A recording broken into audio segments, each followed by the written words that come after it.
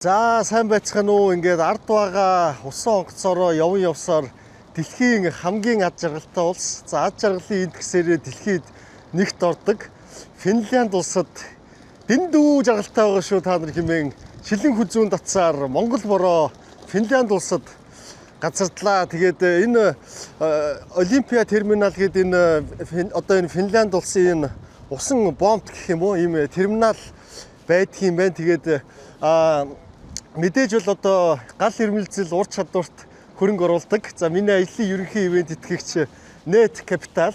Ерөнхий ивент итгэгч Net Capital санхүүгийн групп.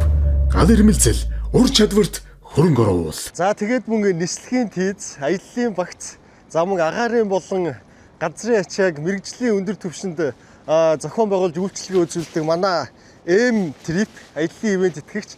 За ингээд энэ хэдтэйгээ хамт дэлхийн хамгийн ад жаргалтай улсаар танилцахаар явж байна. Тэгээд ийм юм байна. Яг миний энэ буусан терминалтай маш ойрхон нэг зах байдгийн байна. Тэгээд тэр захаар ороод үндсэндээ энэ Финлянд улстайгаа танилцж эхлэе гэж бодлоо. Тэгээд энд бас амьдардаг Монгол ээж охин хоёр намайг бас гэртээ урьсан. Гэхдээ ажил нь нөгөө орой 8-аас тарах учраас одоо бол цаг өглөөний 10 болж байна. Тэгээ тийм учраас бол оройны 8 болтол би ганцаараа яваад за тэгээд маргааш бол бас охин нь бол ажлынхаа чөлөө цагаар бас надад энэ Хельсинки хотоор хөтөж хийж бас туслах юм байгаамаа. Тэгээ би бол үнэхээр нэрээ одоо Европт байгаа монголчуудаа маш их баярлж байна. Ингээд одоо та бүхнийхээ л ингээд тус нэмэр тэг гэр оронд нь хон зөндөө хооллож ундлаад ингээд маш одоо сайхан явж байна. Тэгээд маш их баярлаа. Нислэгийн тийз, аяллаа багц, агаарын болон газрын ачааг M-Trip-с. За тэгээд онлайн тасалбараа авчихсан. Тэгээд энэчнээс ийм тараамаар сууж явах юм билээ. Тэгээд 2 номерын тараам гэсэн энэ ирчлээ л дээ. За тэгээд шиг тараамаар ямар ч яв зах орох яа. За ингээ буудлын дээр буугаад ирлээ. Энд нэг юм баян тоглож байгаа ах байна. Гэтэ надад энэ хүнд үгийгээд бэлэн мөнгө алах уу. Тэгээд энэ Финляндд бол бас мөнгө солих шаардлагагүй бах. Зүгээр карта уншуулад бүх газар карт унших бах. Тэгээд карта уншуулад явчихнаа. Энэ ийм байна шүү. Нөгөө зах гэж би интернетээс уншаад байсан. Тэгээд ер нь ийм задгай худалдаа юм байна. Ийм нөгөө асар бариад тэгээд үүгээрээ задгай худалдаанууд явж байгаа юм байна л да. Нэг Солонгост бас нэг иймэрхүү юунууд байдаг штэ. Асар дотор ингээд хоол унд хийдэг. Тэгээ ингээд харах юм бол хүнсний юм их байна. 5 евро гинэ. За тэгээд явж байгаад өлсвөл бас мэдээж энэ дотор орж хоол идэж болох юм байна л да. Тэгээд энэ Финлянд улс бол авилгалын индексээрээ бас дэлхийд 2-т ордог. Үндсэндээ бол одоо ямар ч авилгагүй улс гэсэн үг, ямар ч авилга байхгүй. Энэгээр гоё юм. Hello, are you Finn, sir? Sorry? Are you Finn? No, I'm from Turkey. Turkey. How are you? Thank you. And you? And good. You from? From Mongolia. Mongolia? Yeah. Oh, Have a good day. Genghis Khan. Yeah, Genghis Khan. Yeah. Thank you. Have a good day, sir. Thank you. За би нэг Финлянд хүн байвал ганц хоёроос үг заалгуулъя гэж бодсон юм. За тэгээ шиг алхъя. Ер нь миний ажилласнаар Азууд айгүй их ер нь байна шүү. Одоо дөнгөж бууж ирээд төрж байгаа сэтгэл бол. За тэгээд юу юм бэ? Ерөнхийдөө бол энд ер нь худалдаа 8 хийж байгаа хүмүүс нь бол яг Финляндууд нь баг байхааргүй юм шиг байна. Hello. Are you Finn? Yes. Finn? Can you help me to some words to Finn language? How do I say hello? Terve. Gerben? Terve. Terve? Terve. Terve. Terve. Terve. Moi. Moi. It's How do I easier. say thank you? Kiitos. Kiitos. Kiitos. Ole hyvä. Kiitos. За энэ яг Финлянд хүн байсан юм байна. Тэгээд яг би бас нөгөө олж уншснаар нөгөө юу болохоор Финляндууд маань их тийм нөгөө ад жаргалтай улс учраас өөрсдөө ер нь тийм ад жаргалтай ингээл одоо тийм гоё харилцаатай. Тэгээ камер бичиж байгааг хараад уурч муурлаад ингээд идэх нь гайгүй гэж туулсан. Тэгээ энэ вэ штэ. Одоо энэ цаа буг заяа. Одоо миний энэ байгаа Хельсинки хотоос бараг 1000 гаруй километрийн зайтай ийм цаа буг тижээж ингэж арьс мерсийн зардаг ийм хүмүүс байдсан билээ. Гэхдээ мэдээж бүгд орчин үеичсэн нөгөө цас масны моциклтой тийм гоё байр майранд амьдардаг. Тэгээ тэр хотод бас байдаг нэг Монгол эмэгтэй бас намайг өрсөн. Тэгээд даач би тийшээ явах гэхээр нэгт амар хол болчоод байна. Хоёрдож нөгөө би ийшээ нөгөө машинтай орж ирэхээр төлөвлөж ирсэн байхгүй уртаатайгаа. Тэгээ уртаагийн маань захирал нь дахиж нөгөө чөлөө мөлөөгийн сунгадгүй. Тэгээд нэг ийм ганцаараа ирсэн болохоор жоохон хүндрэлтэй болчоод тэгээд Хельсинки хотоор байж байгаа л Норвег руу юу гэсэн төлөвлөгөөтэй байна. За тэгээ яг энэ үндснийхээ цаа бугын брендингийг бол сайн ингэж хийж бас зарддаг юм байна гэж. Энэ нөгөө хөрхэн викингүүд гэдэг шүү дээ. За тэд нар байна. Хятадаас шууд захиал Shopee Hub цэг юм байна. За тэгээд саяны зах маань бол ерөнхийдөө юм жуулчдад зориулсан сүрнээр мөвнэрийн ер нь юм ихтэй юм зах юм байна л да. Тэгээ одоо би яг үндсэн зах руу нь явж байна. Тэгээ ер нь бол энэ Европт ингээд бас эдийн засгийн өндөр өвчтсөн зэгцэрсэн улсад бол нэг амар юм уу нийтийн тээвэр нь ингээд маш ойлгомжтой. Айгу амар байдаг. Тэгээд одоо яг үндсэн уламжлалт одоо дотоодын иргэд нь ордог зах руу нь явж байна. Энийг би жоохон сая зайнаас хараад шорлог хийгээд байна уу гэж харсан. Яг тийм богоц нэг шорлагны юу юм шиг шорлоо зогсож байгаа юм шиг тэгсэн үгүй байна. Энд зам засвар бүтээн байгуулалтад өрөвж байгаа юм байна. Тэгээд эдний юу нь бол энэ юм байна. Зах нь Хаканины гэж л унших бах та одоо Хаканины гэдэг ийм нэг зах байна. Тэгээд орж бас зарж байгаа юм сонирхъя. За тэгээд дотор нь ороод ирэхэд бол маш цэвэрхэн зэгцтэй мэдээж. За тэгээд хүн бас нэх их биш. Тэгээд энэ Финланд улс маань бол 5 сая 600 мянган хүн амтай. Монголоос бол бас тийм амар хол зөрүүг байгааз 5 сая 600. Тэгэнгүүтээ үүний 10% нь бол ийм цагаач буюу гадны иргэдэд иргэншил олгосон. Тэгэхээр бол жишээлбэл нөгөө өмнө миний байсан Швед улс чинь 10 сая иргэний 7 сая нь бол гадны иргэд одоо цагаачд байсан шүү дээ иргэншил авцсан.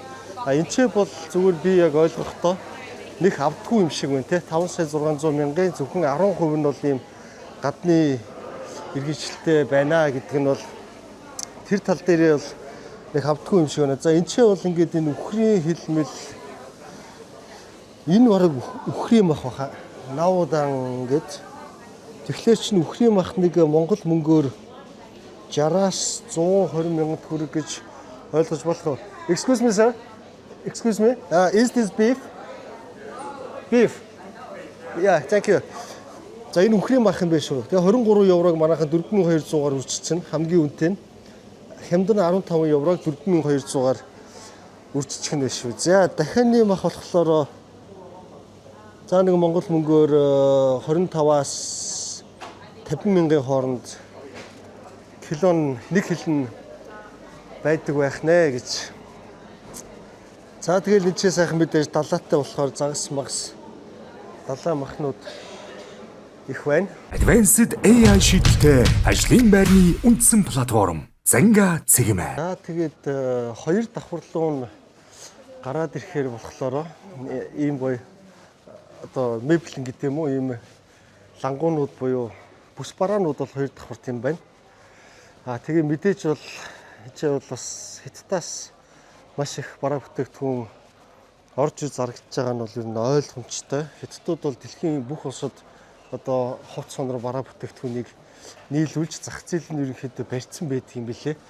Тэгээд та бүхэн бол мэдж байгаа. Та Shopee Hub эмээн рүү орсноороо Хятадын үйлдвэрээс нь шууд 21 аймаг 9 дүүрэгт гэртээ хөрвүүлэн авах боломжтой байгаа. За тэгээд мэдээж гадуур явхад одоо иймэрхүү гудамжинд суудсан ийм хүмүүс бас их байна л да. Зүгээр би энийг бол ер нь ажиглаад харт тамхи биш энэ арх утсан хүмүүс байна. Ийм нэг ярианы тэм би ч бас нэг ялгдаг болчиход байна л да. Хар тамхи татцсан ямар байдаг, арх утсан ямар байдгийг.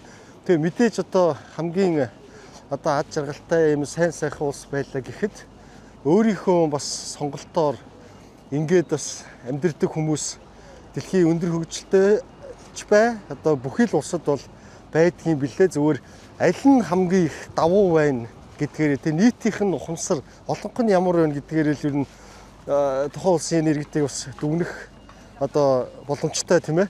За тэгээд ер нь бол энэ Финлянд улс бол 19 20 дугаар зуунд бол бүр ийм архиндаа живцсэн гинт хэрэг айгүй өндөртэй ийм улс байсан юм билээ. Тэгээд бол төрөөс ингээд архийг хорж үтсэн байгаа эхлээд 20-ууд нөгөө хар захын 8 гэдэг чинь нөгөө шагийн арх мэрх юмнууд нь гараад дийлхэ болонгууд нь буцаагаад бол ингээд юу яасан байгаа. Архиа султгаад тэг хамгийн гол нь бол энэ Финлянд улс ингээд нийт энэ улсынхаа олж байгаа орлогын маш өндөр хувийг дотоодын нийт бүтээгдэхүүнээ боловсролтой зарцуулдаг юм байна. Ерөөсөө хүний хөгжил хүмүүсээ яаж хөгжүүлэх үү, боловсролтой болгох уу, тэг яаж тэгш боловсрол олгох уу гэд боловсролоороо бол бас дэлхийд нэлийн дээгүүр ордог. За тэгээд би энэ хотоор явж байгаа хугацаанд ажиглалаа. Ер нь хаасайгүй юм асрыг бол ингээд зөвшөөрдөг юм байна. Одоо энэ чинь ингээд мэдээж нойлгүй байгаа, гар угаа карант марантгүй байгаа шүү дээ. Тэгтээ бол энэ чинь ингээд хоол хүнс зараад болж идэг те. Ингээд зүгээр ватун цаасан дээр сайхан ингээд хоол молныхоо энэ хаяг маягаа ингээд биччихдэг юм байна шүү дээ. Тэгээд тэнт ч байна, энт ч байна. Тэгээд худалдаагаа чигээ зогсчулдаг юм асар дээр. За иймэрхүү нэг зүйлийг бас ингээд ажиглаж харж байна. За тэгээд энэ сайхан асраасаа нэг кофе авч уугаад тэгсэн энэ ч манай хүнд гарууд байна. Тоон улам болоод байна. 3 4. Тэгээ энэ бол яалчгүй арх байна. Хар тамхичд бол биш байна гэж би зүгээр бодож байна. Тэгээ одоо тэр ууж байгаа ч гэсэн пив ууж байна. Тэгээд надад бол зүгээр бас нэг ийм өндөр хөгжилтэй, өндөр эдийн засгийн улсад ирэхээр ийм хүмүүсийг харахаар ингээд хайрын паспорт тий одоо Финляндийн паспорттай бол энэ ч одоо ингээд бизнес хийгээл бужигнуулаад наад зах нь ингээд аялын болог хийгтэл тий одоо дэлхийн хэдэн улс руу чинь ингээл бараг 150 60 70 улс руу визгүй шууд очиж байгаа шүү дээ. Тэгээ хайрын паспорт одоо хүний өөрсдийн л ухамсар сонголт юм да тэгээд. За одоо би парламентын ордон руу явж байна. За тэгээд энэ Хельсинки хот маань бол маш нөгөө жижигхэн хот. За тэгээд жижигхэн хот тэгээд метро, трам, автобус, такси гээд бүх үйлчилгээ нь бол сайхан хөгжсөн. Тэгээд одоо метрогоор нэг 3 буудал яваад парламентын ордон руу ороод ирэх юм боломжтой юм байна. Тэгээд парламентын ордыг бас очиж сонирхъя. Тэгээд ерөнхийдөө бол ер нь нэг 2-3 км радиус зүгээр алхаад явчихвал бол бас хотоо бас ингээд яг метрополитен хотоо бол үзчихэж болохоор за ийм юм байна. За одоо би ингээд дэлхийн хамгийн ад жаргалтай улсыг бүтээсэн төрийн ордон парламентын ордных нь гадаа ирсэн байна. Тэгээд Финлянд улс маань 200 их хурлын гишүүнтэй 5.6 сая хүн амтай 200 их хурлын гишүүнтэй за ийм байна. Тэгээд бол яг энэ Финлянд улс энэ өндөр хөгжилд хүрэхийнхаа өмнө бол тэгэл Монгол шиг л байсан юм билээ. Түүхийн идэ гадагшаага нөгөө экспортлж мөнгө олдог. Тэгээ эдний чи одоо нөгөө газар нутгийнх нь 75% нь ингээд ой мод واخгүй юу? Тэ модны маш их нөөцтэй. Тэгээ ерөнхийдөө ингээд модоо экспортлдог, зардаг. Дээр нь уул уурхаагаа бас экспортлдог. За ингэж бүрдүүлсэн орлогоо маш ухаалгаар одоо зөв зүйлүүд рүүгээ хөрөнгө оруулад нэгт одоо иргэдийн мэдлэг боловсролтой маш анхаарсан байна. Хүний хөгжилдөө анхаарсан байна. Хоёрдож бол ингээд одоо энэ олсон бүрдүүлсэн төсөв орлогоороо тэг ингээд юуг дэмжсэн байна. Одоо электрон, тоног төхөөрөмж, эрчим хүчгээд ингээд одоо бол ингээд маш олон салбараас ингээд мөнгө олдог болсон. Түүхийн эдний хараат бус. Тэгээ одоо Монгол улс маань бол 90% нь одоо нийт экспортын орлогын муухай хилж харааж өрөөж зөвхөж доромжилдаг ч гэсэн 90% нь яг энэ уул уурхайн экспортоос бүрдэж байгаа. Тэгээ одоо бол Монгол улс цаашаа энэ байгалийн ховор элемент те уран энтрийг ингээ ашиглах ёстой. Тэгээд яг ашиглах ингээл болоод ирэхээр дандаа ингээл болохгүй бүтэхгүй гэл энэ хөгжлийн гацаадаг те төмөр зам амын цэргийн зөрүүлдэг. За ийм асуудал бол Монголд байна. Түүнээс орж ирсэн өндөр одоо орлого энэ эдийн засгаад хилж байгаа дүүгээрэл нөгөө дид бүтцэс боловсрол эрчим хүч гэл ингээл хөгжлийн асуудлуудаа шийдээд явдаг ийм юм байна шүү. Тэгээд дүмгэн хөгжиж гэхээр дандаа болохгүй бүтэхгүй гэж ярьж идэг болоорой. За тэгээд түрүүн би бол энэ хүнийхээ хөгжил боловсролд маш чухал анхаарал хандуулсан улс гэж одоо хэлсэн те. Тэгээд энэ бол ингээд Финляндийн маань боловсрол бол бас дэлхийн маш чанартай сайн боловсролтой улсуудын нэг. За тэгээ яг одоо энийг би ингээд бүр Шведэд байхдаа хэлчихсэн ингээд албан ёсны боловсрол судлаач хүнээр нь одоо тайлбарлуулъя гэд ингээд нэг монгол ихчтэйгээ уулзсан байна. За сайн байна уу та эргээд хэлцүүлээрэй. За намайг Ариун шиг гэдэг. Би Хельсинкигийн их сургуулийг боловсрол судлалын чиглэлээр суралцаад төгссөн. Тэгээд яг одоогийн байдлаар бол бас Монголынхоо багшийн хүртээмжийг сайжруулах, чадваржуулах тал дээр судалгаа хийгээд тэгээд бас эндээ бас нэг юм судалгааны өртөө болохоор эндих ажлуудаа бас дуусгаад ингээд явж байгаа боловсрол судлаач эдийн засагч хүн байна. За баярлалаа. Тэгээд одоо бит хоёрын ирсэн газар бол энэ Оди гээд ерөнхийдөө энэ Хельсинкийн төв номын сан юм байна тий. Ааха. Хельсинкийн хотын төв номын сан. Ааха, хотын төв номын сан. Тэгээд номын санг танилцуулангаа одоо судлаачтайгаа ярилцаад явна. Тэгээд одоо энэ Финляндийн яг боловсролын гол онцлог нь юу вэ? Одоо ийм учраас энэ улс хүний хөгжил маш өндөр байна гэдэг. За одоо хамгийн товчхондоо бол боловсролын тэгш байдал. Тэгш байдал гэдэг нь одоо нөгөө нэг боловсролын чанарын тэгш байдал ярьж гин, хүртээмжийн тэгш байдал ярьж гин, боловсролыг одоо нөгөө нэг авах одоо тэр боломжуудныхын тэгш байдлын талаар одоо жишээлбэл энэ номын сан бас нэг хувилбар нь, нэг хэлбэр нь. За энэ номын сангийн онцлог нь юу вэ? Одоо энд орж ирэхэд ингээд шатар байж гин тий. Ер нь бол нөгөө нэг Хельсинкийн хотын одоо том өрөө, манайгаар нөгөө том өрөө гэж ярьдэн штэ. Гэдэг тийм одоо санаан дээр айл гэрийн том өрөө. Тий, айл гэрийн том өрөө гэдэг санаан дээр суурилж бий болсон 2018 онд байгуулагдсан гэж байгаа. 98 сая еврогийн өртөгтэй гэдэг баха. Тэгээ тэрнийх нь тодорхой хувийг нь улсаас нөгөө нэг тусгаар тогтнолын 100 жилийнх гээд гаргаад тэгээд үлдсэн хэсгийг нь Хельсинки хотын одоо сангаас гаргасан. За тэгээд нөгөө том айл гэрийн том өрөө чинь нэг юм аав нь тэндээ нэг юм хийгээл, ээж нь юм ойж идээл, аав нь сонингоо номоо уншаал, хүүхдүүд нь тоглоол тий. Ингээд нэг юм хамтдаа ингээд нэг юм халуун дулаан уур амьсгалд ингээд нөгөө оршиж яадаг орон зай байдаг штэ. Яг тэр одоо нөгөө нэг зарчмаар хийгдсэн. Тий. Тэгээ 3 давхар доороо подолын давхартай гэсэн. Тэгээ доороо подолынхаа давхарт болохоор нөгөө ном энтрээ хадгалдаг. Тэгээ нэрээ сонирхолж хэлэхэд подолн тэр чигээрээ бетон хийцтэй. Яг тэр бетон хийцийнхэн нөгөө нэг зураг дээр манай Монгол ихч ажилласан байт юм байлээ. Монгол ихчийн баг тий. Тэгээ энд ажилладаг тийм юуны барилгын одоо нөгөө нэг зураг төслийн инженер хичээдэг. Тэгээд яг тэр би тэр ихчээс тэр доотлын подолын тухай олж мэдэхгүй юу. Тий. За тэгээд нэг номын сан гэхээр бидний нэг юм ойлголт байдаг штэ тий. Энэ одоо ингээд ороод ирэхээр юм шал өөр байхгүй юу? Одоо энэ хэсэг юу гэж ойлгох вэ? Номын сан байгаад идэг тий. Тий, одоо том өрөө штэ. Тэгэхээр том өрөөнд юу ийх вэ? Заримдаа зүгээр хийцгөөрн суун, заримдаа найзууд ирнэ, хамтдаа тий тоглоно, ярилцсан, тий нөгөө нэг хангаутын за тэр хэсэг чинь энд байж гин. За тэгээд том өрөөндөө одоо жишээлбэл чинь оёдлын тий ингээд оёдлын машинтай хэсэг байгаа. За тэгээд энэ оёдлын машиныг одоо та бүхэн ашиглаж болох юм уу? Тий зүгээр л нөгөө цагаал авах хэрэгтэй. Би тэд өдрийн тэдэн цагаас тэдэн цагийн хугацаатай оёдлын машин аваа үнэгүй. Тэгээ номын санд ирээд одоо оёдл хийх нь байна тий. Оёдл хийж болно. За тэгээд энд 3D принтерүүд байгаа. За энэ ямар процесс явуулдаг вэ гэж?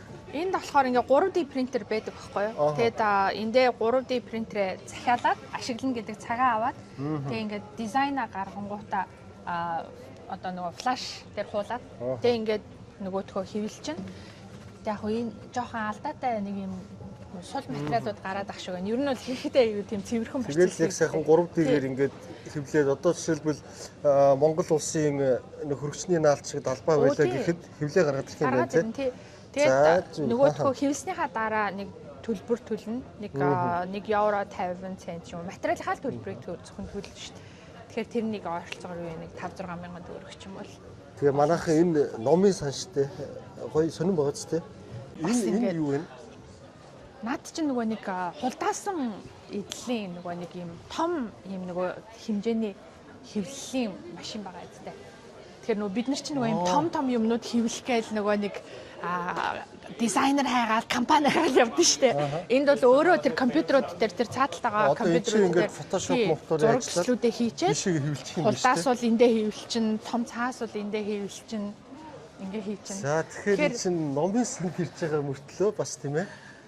Ингээд юмаа хэвлэх. Энэ бол айгүй тийм креатив буюу бүтээлч бас орон зай. Ирэх сонирхолтой болгож чинь тийм. Тийм ингээд эрх сонирхлоос гадна бас л яг нөгөө тэгшээдлийн илэрхийлэл ахгүй юу. Айл болгон 3D принтер байх уу, айл болгон нөгөө нэг юу оёдлын машин байх уу, айл болгон юм нөгөө нэг юм хүчин чадал өндөртэй тий. Ийм компьютертай байх уу, айл болгон хүүхэд болгон энэ олон хөгжмийн зэмсэг байх уу эндээс. Яг үлээ одоо. Түрээслээд авах. Түрээслэн гэж нөгөө цахиалаад авчин өнгөө. За. За тэгэнгүүт тий. Тэгээ нөгөө хөгжмөө ингээд авахар чинь яах юм тоглох хэрэгтэй болно нэстэ бас нэг демо мемо бичмээр штэ. Тэгэнгүүт тэнд чинь студ нэж байгаа байхгүй. Энд чи ингээд студ байгаа юм байна. Тэгээд энд хөгжмөө аваад ороод нөгөө хөгжмөө тоглоо хоолон болгонд ороод бичүүлсэн тий. Тэгээ энд болохоор ингээд хүүхдүүдийн энэ юу вэ? Энд за ингээд тийм шүү дээ. Тоглоом хаана хүүхд бичиж болохгүй тийм ээ. Тий, одоо нөгөө хүүхдүүдийн зураг жоохон. За. Ер нь бол тэнд ингээд PS тоглож шүү. PlayStation. PlayStation VR байгаа. Номын санд байж тийм шивэд болохоор бас сургууль дээр нь байсан. Энд танай хүүхдүүдийн сургууль дээр байх уу? Байгаа. VR бол байгаа. Гэхдээ сургуультай нойрхон нөгөө нэг юм youth center гэж байдаг аахгүй юу? Хүүхдүүд нөгөө цугладаг. Энд одоо CS Counter Strike тоглож шүү дээ. Энэ. Yes. За тэгээд 3 давхар нь болохоор яг жинхэнэ одоо нөө сонгодог номын сан гэдэг ойлголттой илүү дөхөн гэж хэлж байгаа нь болохоор номын сан чи ер нь бол нэг аниргүй чимээгүй газар байдаг шүү дээ. Тэр бол биш. Хүмүүс нь бас л яг ингээд суугаал юмаа яриад одоо тэр цаана буланд бол бүр юм хүүхдүүд тоглодог хэсэг байгаа. За. Аав ээж нар бол хүүхдүүдтэй тэрхтэйгээ орж ирээл тэгэл хүүхдүүд нь тэн шаагилдаал тэгэл тэндээ хооллол ундлал нөө энэ чинь өвөл айгу харанхуй болчихно. Эрт харанхуй болно. Гэрэл гээгээ багтай. Тэгэхээр нөгөө нэг юм дотор цагийг айгүй их өнгөрөөдөг байхгүй юу? Тэгээ энэ Одын номын сан бол бас нэг хүмүүсийн нэлээ хийрдэг. Гэртээ байгаа юм шиг тэр тав тухтай тийм орчин үүсчихэж байгаа учраас тэр чинь нэг номын санд төвлөрч чимээгүй сумаар өгдөг. Тэгэхээр чи яг үлээ. Доор тийм өрөөнүүд нь байгаа. Тусдаа өрөөнүүд байгаа юм байна. Тэр үнэхээр одоо хичээл номоо хийх гэж байгаа, юм унших гэж байгаа номын санг одоо аниргүй одоо хэлбэрээр ашиглах гэж байгаа. Тэр зайнууд нь орон зайн доотлын сая хоёулынгийнх нь явсан давхартайгаа. Тэгээ нөгөө нэг тийшээ хүүхдүүдийн хэсэг нөгөө хүүхдүүдийн зураг энтрийг бас нэг авч болтгоо болохоор тийшээ ойлоо очиж арайхан болохгүй. Энэ хүүхдийн тоглоомын талбай байгаа юм байна тий. Тэгэхээр нөгөө нэг бас ингээд багаас нь хүүхдийг ингээл номын санд авчираад тоглож исэн ч хамаагүй номын санд авчираад байна гэдэг чинь соёл зургаж байгаа байхгүй юу? Номтой ойрхон байлах тий. Тэгэл эн чинь авчираад тоглож яснаа жоохон байж яснаа нэг жижигээр ном шахах шнэ хүүхдтэй тий. Ингээл том зурагтай, бичгтэй, үсгтэй ном гэд. Ингээд нөгөө хүүхд чинь өөрөө юм уншигч болох дааталт суралцах суурин тавигдаад эхэлж байгаа байхгүй. Гоц хүүхдтэй бол бас нэг тийм таатай газар биш. Яг тэгэхээр гоцойлаа гэдэг ингээд гоцгооруулаад ингээд нэг аваад явах гэхээсээ илүүтэй ер нь бол хүүхдүүд өөрийгөө хөгжүүлэх тэр арга барилд нь сургах дээр анхаардаг. Бараг хин дээр илүү одоо нэг анхаарал дэмжлэг очих уу гэхээр жоохон хоцрох гээд байгаа хүүхдүүд дээр хоцрох гээд одоо нэг хичээлээсээ хоцрох гээд юм уу эсвэл ямар нэг одоо суралцсан бэрхшээлээс ч юм уу одоо бусад шалтгаануудын улмаас хичээлд одоо энгийн одоо хүүхдүүдтэй яг адилхан оролцоход жоохон дэмжлэг хэрэгтэй байгаа хүүхдүүд дээр илүү анхаарал очно, илүү нөөц бололцоо нь хуваарлагдана, илүү одоо нэг хөрөнгө мөнгө тэр хүүхдүүд рүү бас чиглэж одоо төсөвлөгдөн гэсэн үг байхгүй юу?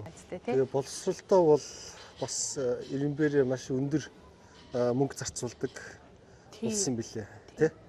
Тий ер нь бол хөгжингүй орнууд дотроо бол боловсролтой нэг хүүхдэд ногддог зардал бол бас өндөртэй орно. Гэхдээ яг сүүлийн жилүүдэд төсөө жоохон танаад нөгөөх нь жоохон багасаад ирсэн чинь нөгөөхнийх нь хамгийн гол нь тэр тэгж тансных нь гор нь одоо буюу одоо 10 жилийн дараа гарч ирж байгаа гэж аахгүй. Боловсролын хөрөнгө оруулалтын өгөөж бөгөөд хор хөнөөл нь яг тэгж гарч ирдэг. Боловсролоос мөнгө хаслаа гэхэд шууд маргааш үр дүн харагдахгүй. Боловсролтой мөнгө нэмлэхэд бас маргааш үр дүн харагдахгүй. Тин чи ерөөсө бүтэн одоо тэ хүүхдийн нэг циклтэй 10-аас 12 жил явж иж яг тэр боловсролын одоо хөрөнгө оруулалтын нэмэлтийг нэгдүгээр ангид авсан хүүхдүүдийн үр дүн 12-оо төгсгöd гардаг. Тэгээд манайхаа нэг ийм үг өгдөг шүү дээ. Одоо улсын хөгжил гэдэг бол хүний хөгжил гэдэг бол хүүхдийн хөгжил те. Тэгээд манай улс ямар байх нь хүүхдүүдийн боловсрол ирээдүйгээс бүх зүйл хамаарна гэж. За тэгээд мэдээж боловсролын талаар ингээд нарийн юм ярил энэ хэдэн цагаар яриад ч дуусахгүй. Та нэг ийм гол хамгийн ингээд нэн ирэмбүүдийг нь нэгт одоо жишээлбэл улсын төсвөөс яг яаж зарцуулах хэвээр 2 3 4 гэдэг нэг хамгийн гол гэсэн поинтуудыг хэлээд өгөөч. Зүгээр яг одоо байгаа улсаас л жишээ авчил та тий. Тэгээд одоо ер нь тусгаар тогтноод нэг 100 гаруйхан жил болж байгаа. 1917 онд тусгаар тогтносон одоо Швед, Орос гэд 2 том гүрний дунд ер нь бол бас нэлээд тийм одоо хөгжил дорой Европынхаа орнууд дотор бол хөгжил дорой тооцогдох улс байж байгаад өнөөдөр бол хөгжил боловсрлоороо бас гайхагдж байгаа хүчрхэг эдийн засгуудын бас нэг болчихж байгаа шүү дээ. Тэгэхээр яг энэ хөгжил рүү юу хөдөлсөн бэ гэхээр ерөөсөө л боловсрал. Бид нэр одоо тэг хүн ам цөөтэй жижиг эдийн засагтай энэ улс хизээ бид нэр тэр их дайны үрийг төлөх вэ гэдэг асуудал гарч ирж байгаа байхгүй. Тэгэхээр бид нар нэг хүн ерөөсөө л 10 хүн шиг 100 хүн шиг ажиллаж ээж бүтээмжийг нэмэгдүүлж ээж бид нар энэ том үнний ард гарах юм байна. За тэгвэл бид нар яаж тийх вэ гэхээр ерөөсөө боловсрал хүний бүтээмжийг сайжруулна. Боловсралтай байж ээж хүний бүтээмжийг сайжруулдаг гэдэг аанууд техник технологийн дэвшлийг ашиглана шүү дээ. Боловсрал байхгүй бол тэр техник технологийн дэвшил бол уучлаарай биднэрт хүртээлгүй зүйл болчихж байгаа байхгүй. Тэгэхээр яг тэрэн дээр анхаарсан. За тэгээ энийхээ хүрээнд юу хийсэн гэхээр боловсролыг ерөөсөө нийтэд хүртээмжтэй олгож байгаа. За тэнгууд за хүртээмжийн асуудал бол нэг өөр хүүхдүүд ингээ хичээл дээр ороод ирж байна. Хүүхэд бүгдээрээ ингээ хичээл дээрээ үрж ирээ. Наашир хүрээд ир гоё халуун хоол үгүй гэдэг ингээ дуудаад оруулаад ирлээ. За тэр хүүхэд өнөөдөр орж ирчээд юм сураад хаалгаар гараад явах гэдэг тэр баталгааг хин хүүхээр багш өгнө. А тэр баталгаа гаргаж ирэхийн тулд багш яах вэ? Маш ур чадвартай байх хэвээр. Заа харахын чадвартай байх хэвээр. За тэгээд ямар нэг тийм одоо хойно ард хойндоо санаа зовсон элдв янзын юм стресс бухимдалгүй юм байх хэвээр. Гингүүт багшийн нийгмийн албанчийн асуудал яригадаад ирж байна. Эдийн засгийн баталгаад байдал яригадаад ирж байна. Ур чадвар, мэргэжлийн ур чадрын асуудал яригадаад ирж байна. Ингээд яах вэ гэхээр багшийг ерөөсөө маш чанартай бэлтгэх хөдөлгөөнийг өрнүүлээд ерөөсөө тэр чигээрээ магистртай багш дунд сургуульд багшлаа гэдэг хуульчлаад өгч байгаа байхгүй. Тэгэхээр багш бол магистртай. За тэгээд тийм сайн багштай болоод ирэхээр чинь яах вэ гэхээр бид нар ур чадвартай багштай учраас одоо бид нар нөгөө багштай итгэл үүсээд ирнэ шүү дээ. За тэгэхээр яах вэ гэхээр окей, ер нь бол хөтөлбөр энэ 7 дугаар ангийн хүүхдүүд бол нэг иймэрхүү ур чадвар эзэмшсэн байна. Яаж эзэмшүүлэхийг багштаа мэдсүгээ өгч байгаа байхгүй юу? Буюу багшийн одоо нөгөө нэг хараат бус байдал нь өөрөө энд маш том одоо үр дүн болоод явцдаг. Нөгөө хүүхэд чинь яг тэ одоо тэр нөгөө боловсролын яам дээр сууж байгаа манай ангийн тэ батын болдын нөхцөл байдлыг мэдгүй хүний үрээд биш. Би өөрөө тэр хүүхдүүдэд харж байгаа учраас өнөөдөр анги танхимын нөхцөл байдлыг мэдж байгаа учраас цагаагаар энэ олон хүчин зүйлсүүдээ үндэслээд хичээлээ төлөвлөлтөө хийдэг, хичээлээ явуулдаг. Тэр багш дээр тэгж итгэх итгэлцэл нь өөрөө бас хаана баталгааждаг вэ гэхээр сургуулийн түвшин дээр. Сургуулийн удирдлага нь тэр багш ямар нэгэн тийм одоо тий одоо нөөц бол тэр одоо ажиллаа хийхэд хангалттай нөөц болцоор хангагдсан байх. Тэр одоо нөгөө сэтгэл зүйн байдал нь байх, ачаал нь зөв зохицуулагдах. Нөгөө багш орж ирээд яг ажиллаа хийгээд нөгөө хүүхдүүд юмаа сураад гарах. Тэр боломж болцоог дахиад тэр сургуулийн талаар огт мэдэхгүй тэр дээр байгаа хүн биш. Тэр сургуулийн удирдлага шийдэж байгаа учраас тэр багш тэр ажиллаа хийж чадна. Ерөөсөө л яг тэр. Ингээд бид нар ер нь бол аль болох нөгөө хүүхдэд хамгийн ойрхон хүмүүс нь өөрсдөө тохирсон тухайн нөхцөл байдлаар тохирсон шийдвэр гаргах тэр эрх мэдэл чөлөөг нь тэгээд эрх мэдэл одоо боломж бөгөөд тэр хүмүүс тэр шийдвэрийг хамгийн оновчтой байдлаар гаргах ур чадвар мэргэжлийнх нь тэр юуг нь хангаад өчгөд л боловсрал ерөнхийдөө өөрөө ингээд босоод ирдэг. Боловсрлаа дагаад нийгмийн хандлага, төлөвшил, ёс зүй гэдэг юм чи өөрөө ингээ босоод ирдэг. Тэгээд бид нэр одоо нийгмээрээ нийтээрээ боловсрлоороо дамжуулаад ёс зүй, хандлага, төлөвшил, бүтээмжээ нэмэгдүүлсэн байхад бол манайда 3.5 сая хүн бол сүп гэж босоод ирнэ үстэй тий. бас ингээд аягуулсан мэдрэн ойлгох чинь нөгөө ийм байсан. Нэг Японы эрдэмтний үг гэдэг чтэй та улсынхаа одоо ирээдүг 100 жилийн дараа ямар байхыг харуулахыг хүсэж явал ингээ хүүхдэд харуулчихаа. За тэгээ хүүхэд ямар вэ 100 жилийн дараа улс тийм болноо гэд.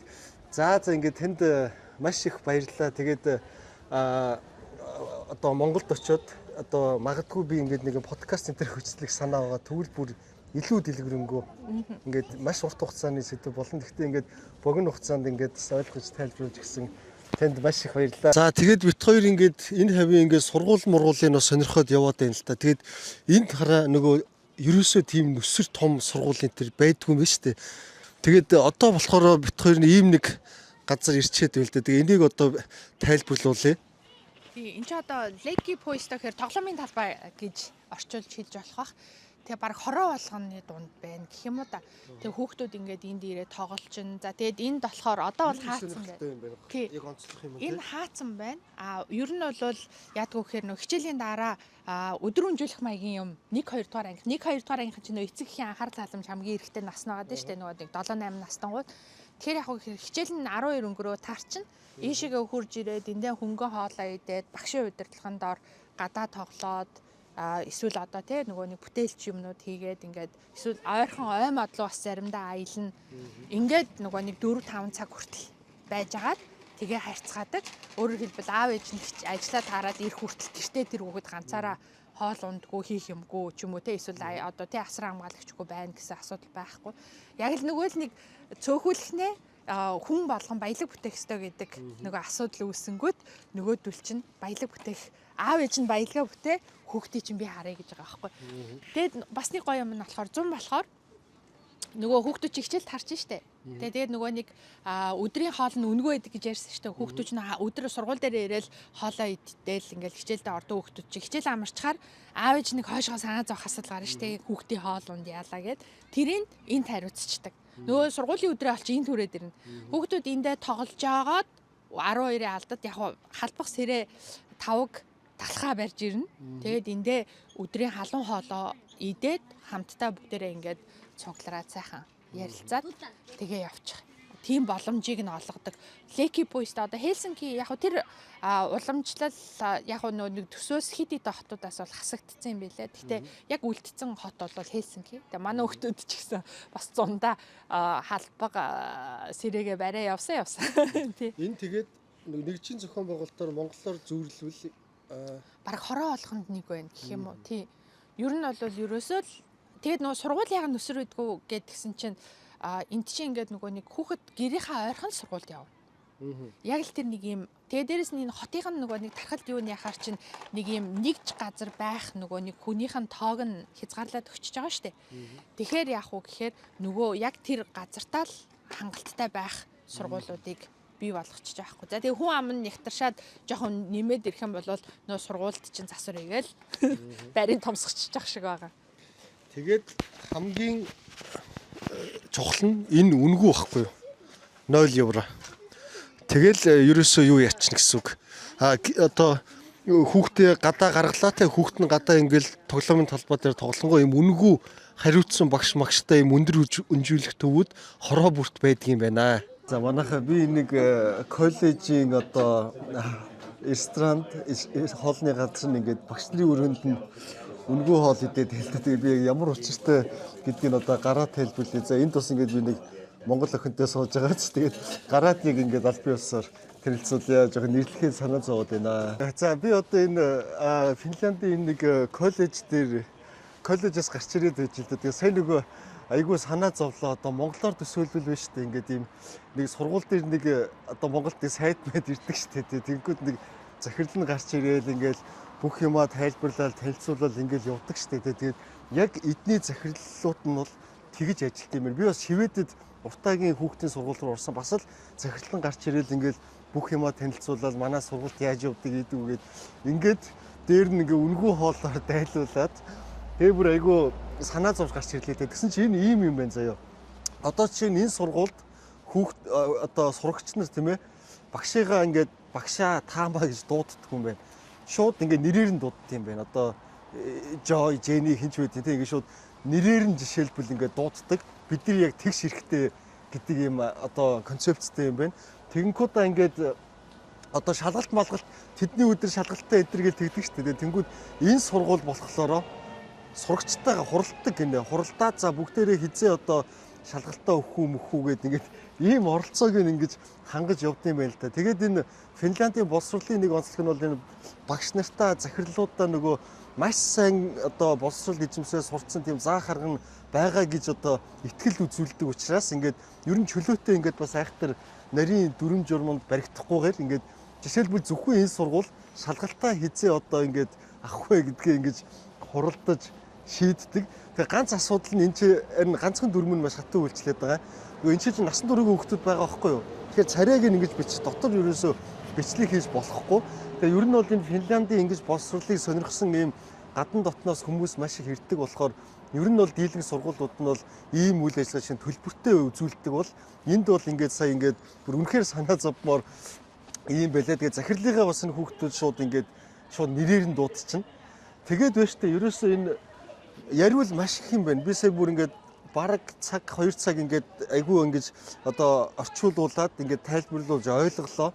Тэгээ энд бол боловсролд маш их мөнгө зардсан юм байна. Ямар ч стрессгүй, юунд санаа зовхгүй, зөвхөн хичээлдээ анхаарал сурах ийм боломж олгох юм байна. Тэгээд дүн мөнгө тооцохдоо хүртэл заяа. Жишээлбэл одоо ингээд сурагч өөрийнхөө сонирхлыг олж таньна штэ тий. Одоо жишээлбэл би ингээд гадаадаар ээж блокийг сонирхолтой гэдэг сонирхлоо жишээлбэл ингээд олж мэдэх юм бол тий.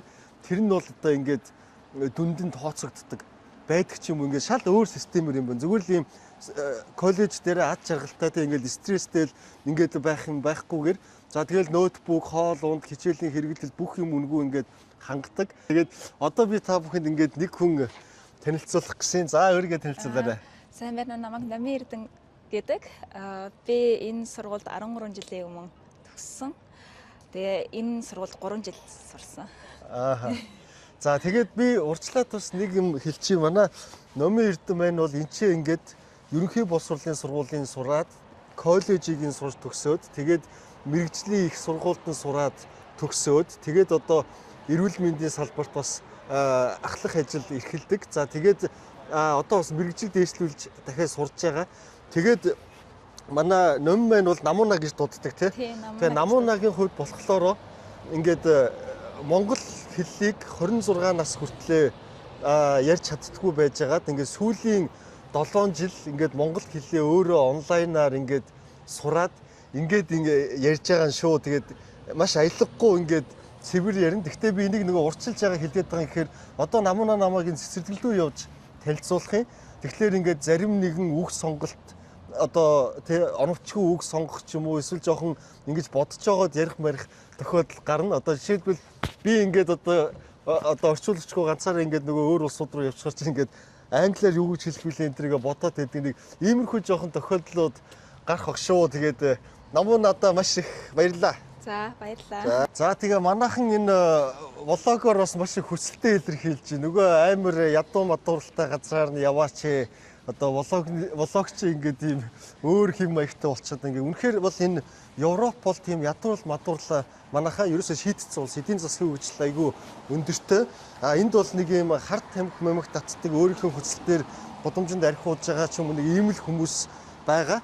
Тэгээ эн чинь дэлхийн хамгийн сайн боловсралтай одоо тий ад жаргалын индексийг тэргүүлдэг улсад би ирчихэд ядаж нэг боловсролын талаар нь ингээд өөрөө сонсож мэдэж ойлголт аваа. Тэгээд мэрэгжлийн хүмүүсээр нь бас би нэг тайлбарлуулад цэцэрлэгийг нь сургуулийг нь орж үзэх нь хамгийн чухал байна. За Намууна намайг ингээд цэцэрлэгт дагуулад ирлээ. Тэгээд энэ цэцэрлэг бол нэг хүүхдүүдийн царай гаргаж голн болохгүй байгаа даа.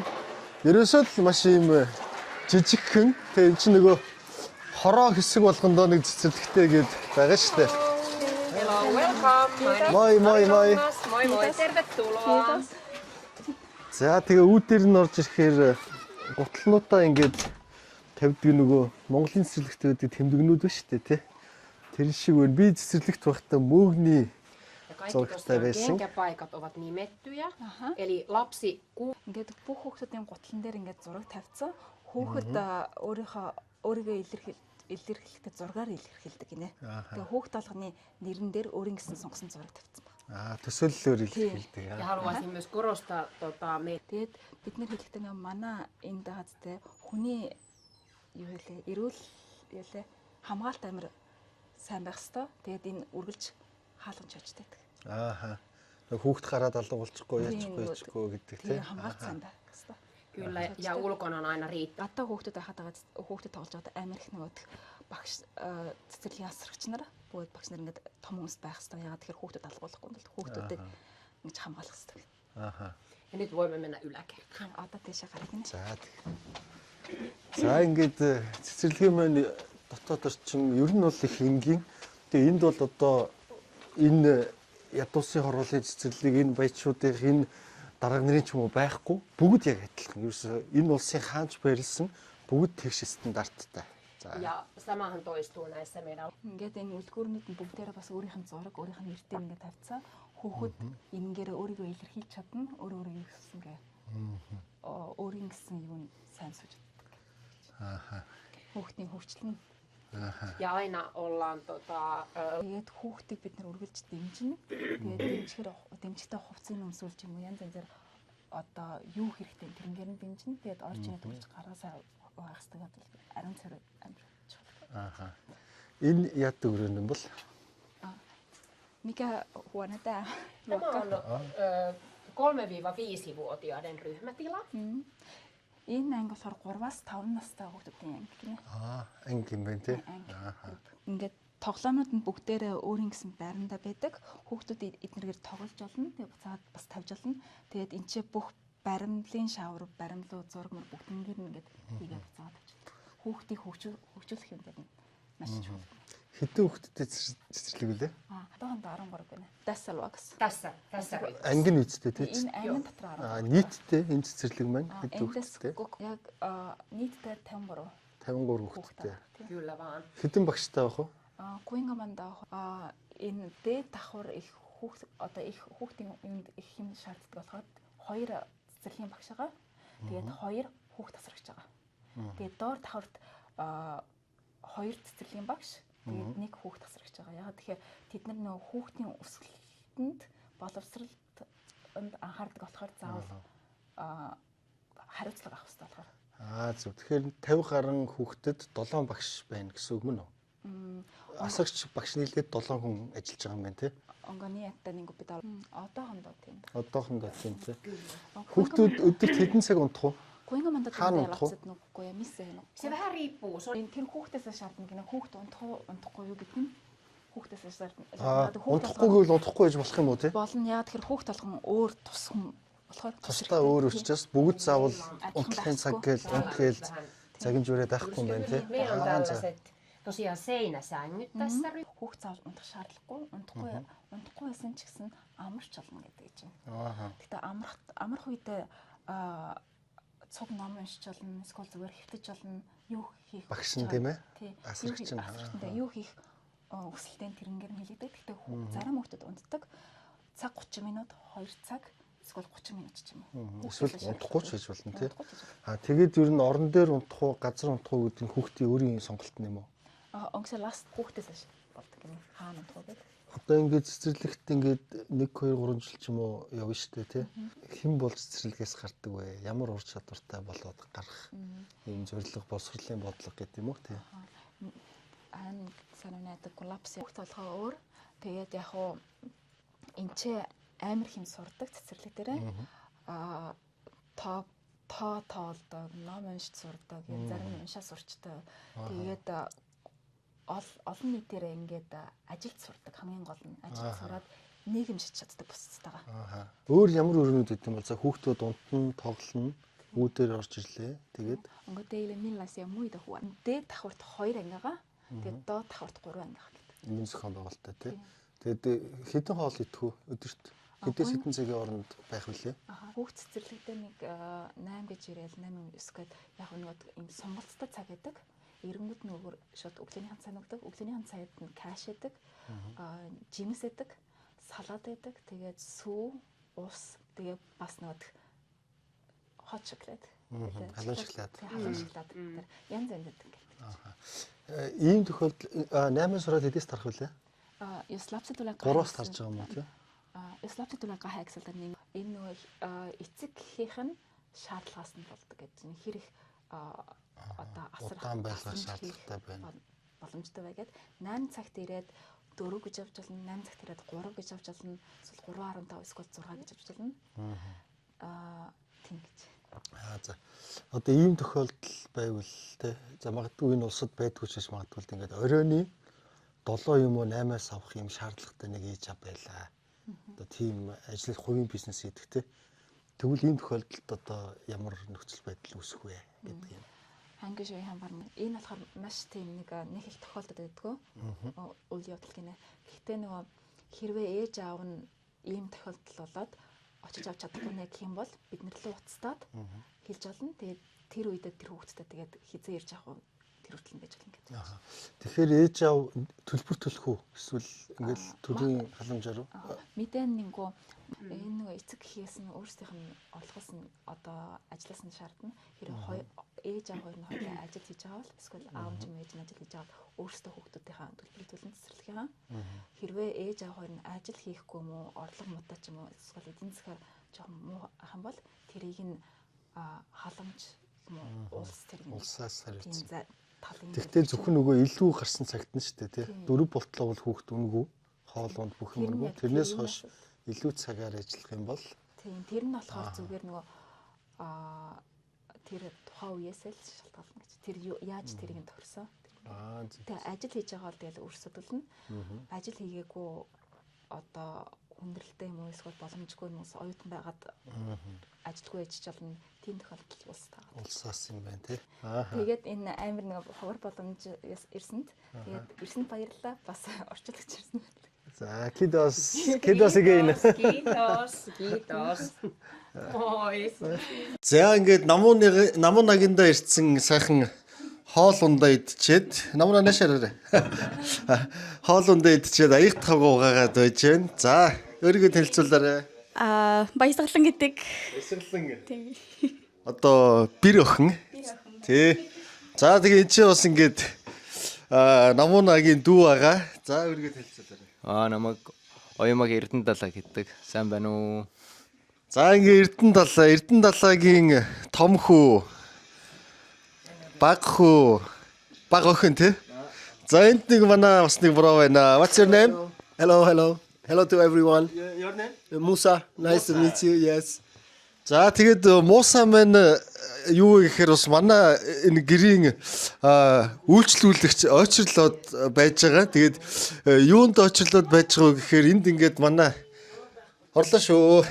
Намуу нагийн ээж нь энд барай засалт хийдэг. Одоо гэрт дотроо ингээд нэг өрөө нь барай заслын өрөө. За их ч өөрийгөө танилцуулаарай. За. Намайг Оёмаа гэдгээ.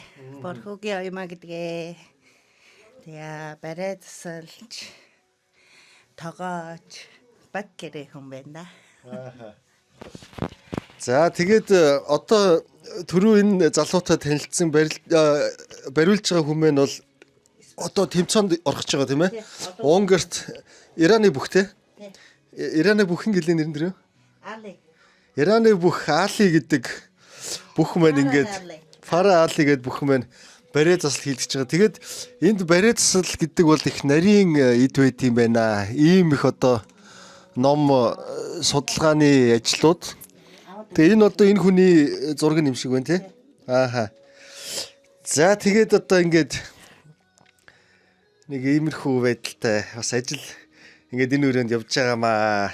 Энэний нуруу нь ингээд далийцсан байхгүй. Тэгээд нөгөө булчингууд нь чангарцсан. Тэр булчингуудыг сулж өгнө. Нурууны бүх үеийг татаж өгнө.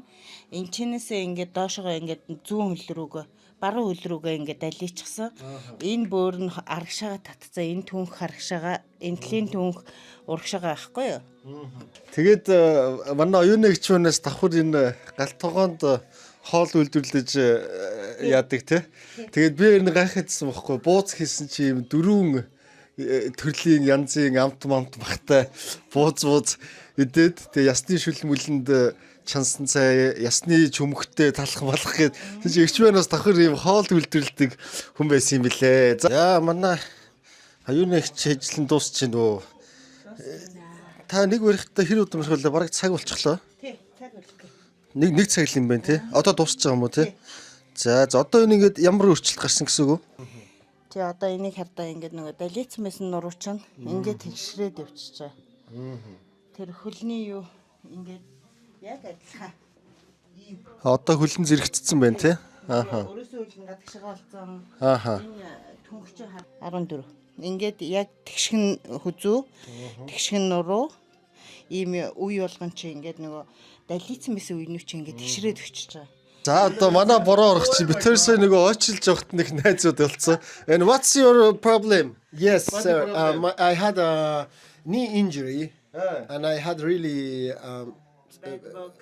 yeah, I had a problem with walking and a lot of pain. And I had big help from her. She's really a master in this job. I can say that. Yeah. So big thanks to Onna. Yeah. Yes, I can recommend her. Yeah. For everyone. Yeah. Everyone. His leg is normal. Yes. Yeah. I'm happy to hear that. Thank you so much. Yeah. Thank you so much. Ерөнхий ивент зөвлөгч Net Capital санхүүгийн групп. Гал ирмэлцэл, ур чадварт хөрөнгө оруулалт.